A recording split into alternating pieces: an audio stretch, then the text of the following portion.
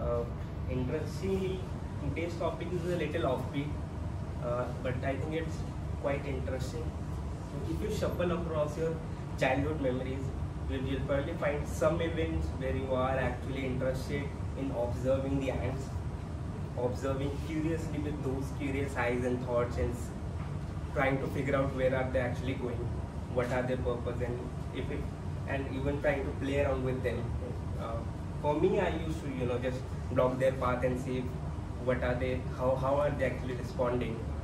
So with these kind of more and more harmless experiments, I'm going down to a rabbit hole, and the question is, how do ants know when if another ant is dead?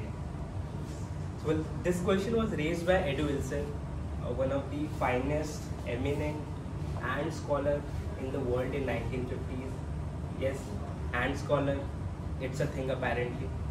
So he was a Harvard graduate in 1950s, and he was curious that how do organisms actually interact with each other.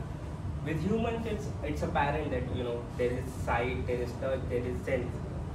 But for ants, he couldn't figure it out. So his eureka moment was that he was just sitting one day and was just trying to observe the ants. So he observed that if an ant dies of natural consequences, so upon dying of natural consequences, no other ant actually cares about it. They just walk right past it. But not until the second day. After the second day, ants actually pick that dead ant and transfer them to their ant colony. Specifically in ant colony, they have graveyard. So they transfer the dead ant to the graveyard, and the ants colonies are miraculously structured. So they do have graveyard for themselves as well. So he was curious, why did it happen 2 days after, not instantly, not in 10 minutes or so.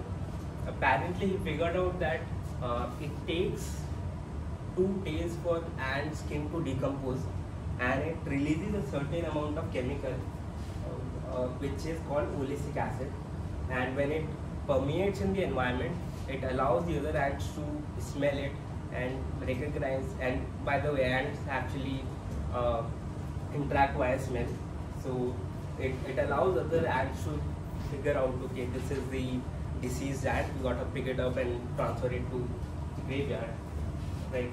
So he was actually interested formulating further experiments upon it. So he thought, maybe let's give it a try.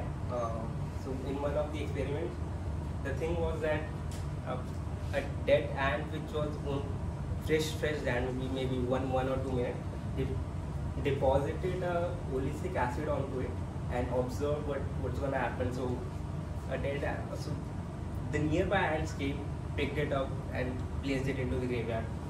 So the second point was, what will happen if he deposits the chemical on healthy and living ants? So he put the chemical on healthy and living ants, and there was 2 things that were really interesting. The first thing was,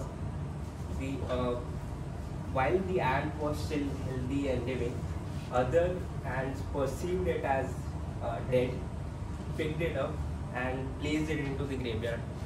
While on the second iteration, which is the most intriguing part of it, is ant actually perceived itself as dead,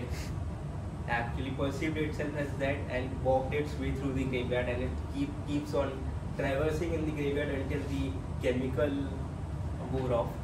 So this was, even though the interesting part of the experiment is, it was a very ad hoc experiment. He didn't actually plan it or plan every little bit of detail into it, but this allowed actually to cause a revelation among the ant communities and among researchers, that actually there are plenty of things that humans might not know, plenty of things that we are still yet to conclude. So that was the most interesting part for me, and I wonder what happens when organisms interact outside Earth. How do they actually do it? So I think, yeah, so that's about it. I think so. I hope you find it intriguing and at least something to hear upon. So thanks.